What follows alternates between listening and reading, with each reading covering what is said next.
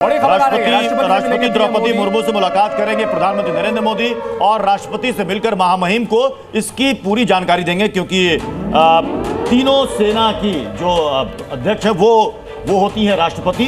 तो प्रधानमंत्री नरेंद्र मोदी अभी कैबिनेट के अपने सहयोगियों को उन्होंने बताया, ऑपरेशन की जानकारी दी, सेना की तारीफ की और अब राष्ट्रपति से मिलेंगे। तो ये एक बहुत बड़ी कामयाबी, सफलता या फिर कहें कि हिंदुस्तान में नीरज हमारे साथ इस पर जुड़ चुके हैं। नीरज हमारे साथ जुड़ चुके हैं। में दर्ज हो गया आज का ये दिन।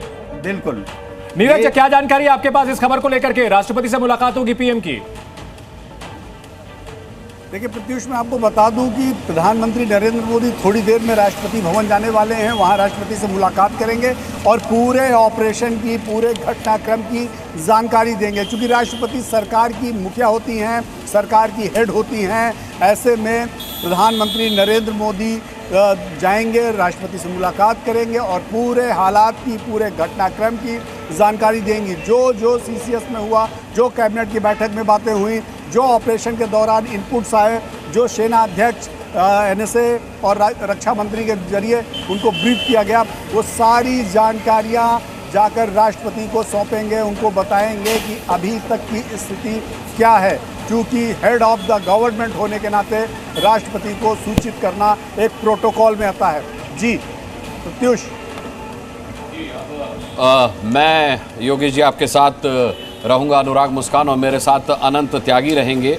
जो जानकारी आप दे रहे हैं, जाहिर सी बात है उस पर हम सभी की नज़र रहेगी। राष्ट्रपति से पीएम मोदी मिलेंगे, उन्हें जानकारी देंगे। जाहिर सी बात है एक बहुत सफल ऑपरेशन अनंत उन्होंने अंजाम दिया है हमारी सेना ने, जिसकी जानकारी बाकायदा देश को दी गई सेना के द्वारा ही सुबह प्रेस कॉन्फ्रेंस करके। ऑपरेशन सिंदूर, जिसमें पाकिस्तान के 9 आतंकी ठिकानों को नेस्तनाबूद किया है और 120 से ज़्यादा आतंकियों को जहन्नुम पहुंचाने का काम किया है भारतीय सैन्य। और बिल्कुल अनुराग, और ये वो ऑपरेशन है, आपको याद होगा कि हम लोगों ने रिपोर्ट भी किया था कि जब तीनों सेना अध्यक्षों की सीडीएस की मौजूदगी में प्रधानमंत्री नरेंद्र मोदी से मुलाकात हुई थी तो सेना को फ्री हैंड दिया गया था। जी, ये कहा गया था कि टारगेट आप तय कीजिए, टाइमिंग आप तय कीजिए और एक्शन क्या लेना है ये भी आपको अपनी तैयारी के साथ करना होगा। यही रहा कि आज जल सेना की तरफ से और वायु सेना की तरफ से और थल सेना की तरफ से ये जॉइंट इंटेलिजेंस लेड ऑपरेशन चलाया गया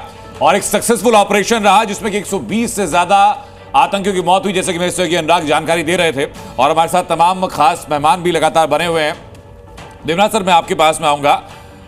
यहां एक आतंकी कहता है कि मेरे परिवार के लोग मारे गए, उससे अच्छा तो मैं मारा जाता। यानी एक बात साफ होती है, आतंकियों के लिए एक लेसन है ये कि अगर खुद खत्म हो जाएंगे तो कम से कम परिवार बच जाएगा। देखिए, हम उनकी ये दिली तमन्ना बहुत जल्दी पूरी कर देंगे।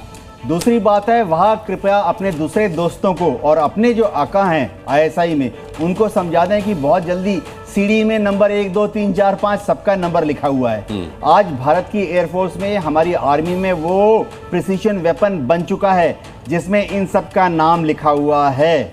और अगर इन्होंने इस तरह की गुस्ताखियां जारी रखी, एक ही चीज इनको करनी है कि आज बोल दें कि इसके बाद भविष्य में कभी भी ये एक भी दहशतगर्द को पाकिस्तान से कश्मीर में नहीं भेजेंगे। और मैं आपको यकीन दिलाता हूं, एज ग्रुप कैप्टन उत्तम कुमार देवनाथ, अगर एक वाक्य बोल दें कि भविष्य में पाकिस्तान एक भी दहशतगर्द को कश्मीर में नहीं भेजेगा, हम अपनी एयरफोर्स आर्मी को अभी इसी घंटे शांत मोड में ले आएंगे। नहीं, ये पाकिस्तान कभी नहीं बोलेगा, क्योंकि पाकिस्तान में पाक जरूर जुड़ा हुआ है, पर है वो ना पाकिस्तान बेसिकली।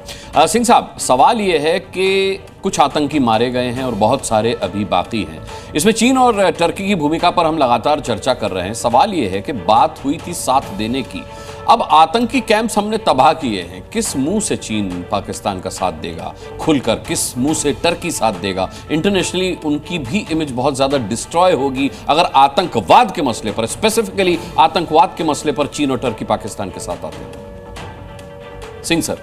जी बिल्कुल, अभी आपने देखा बयानबाजी ऑलरेडी शुरू हो गई है। सुबह ही चीन ने घोषणा की कि वो आतंकवाद के खिलाफ है, तो उसका संदेश सीधा पाकिस्तान के लिए था। और टर्की, जहाँ तक टर्की की बात है, उसकी भी हालत, अभी जो इकोनॉमिक स्थिति है बहुत ख़राब हो चुकी है। उनका इन्फ्लेशन 100% हो चुका है, वो भी और अमेरिका और इजराइल का हमें पूरा साथ है, ये पूरे विश्व को पता है। ऐसी में कोई ये देश जो है छोट भैया देश जो उनका समर्थन कर रहे हैं पाकिस्तानियों का, वो भी अभी पीछे हट गए हैं, आपने देखा है। और आगे भी गुस्ताखी ऐसी नहीं करेंगे। भारत वो भारत नहीं है, जैसे अपने कर्नल खरब सर ने बोला, ये भारत बदल चुका है। और जहाँ तक कोई भी जो अपना जो स्ट्रेंथ है, उसके लिए केवल आपके आर्मी सक्षम नहीं होनी चाहिए, उसके लिए आपकी इकोनॉमिक स्ट्रेंथ भी काम आती है, जो हमारे पास आज है। हम लोग हर प्रकार से सक्षम है और ये सब पाकिस्तान को पहले से मालूम है। फिर भी ना जाने वहाँ की जो आर्मी है ना, वो मानती नहीं, वो कुत्ते की दुम जैसे होती है ना, हमेशा मुड़ी रहती है, वो है वो पाकिस्तान आर्मी। और पाकिस्तान आर्मी को कंट्रोल नहीं कर पा रहे हैं वहाँ के नेता, ये सबसे बड़ी विडंबना है। और ये सबसे बड़ा क्या बोलते हैं, उनके पॉपुलेशन के लिए श्राप है। तो उस श्राप के बारे में कहा जाता है ना कि सिर्फ पाकिस्तान की आर्मी नहीं है, आर्मी के पास वहां पाकिस्तान है, और इसलिए हाल जरा होते हैं। विवेक श्रीवास्तव से मैं आपके पास आऊंगा। 2001 का जो संसद हमला था, भारतीय कहा जाता है कि भारतीय सेना हमले के लिए तैयार खड़ी थी। बुश ने मुशर्रफ पर प्रेशर डाला, मुशर्रफ ने कुछ दिखावटी कार्रवाई की, लखनऊ को जेल भेज दिया, कुछ बैन कर दिया, लेकिन वो एक्शन नहीं हो पाया भारत की तरफ से जिसकी देश को उम्मीद थी। 2025 में वो एक्शन देखा, इसके बाद सर्जिकल स्ट्राइक देखी। तो क्या आप ये मानते हैं कि स्ट्रॉन्ग पॉलिटिकल विल पावर एक बड़ी वजह होती है कि सेना इतना सटीक और बेहतर एक्शन ले पाए? नहीं, वो बात आपकी ठीक है, लेकिन मैं नहीं मानता कि भारत के पास कभी भी कोई कमजोर लीडरशिप रही है। ये कहना गलत होगा। हर समय की सिचुएशंस अलग होती हैं। पाकिस्तान की स्थिति 71 में अलग थी, आज अलग है। आज इकोनॉमिकली बैंकरप्ट है। हम आज अमेरिकन के साथ को लेकर के बेशक अच्छा फील कर रहे हैं, लेकिन आपको ये भी मानना पड़ेगा Taliban is the creation of the Americans, Al Qaeda was backed by the Americans against the communist Russians. हाँ, लेकिन एक बात जिसकी आज बहुत बड़ी तारीफ हम लोग करेंगे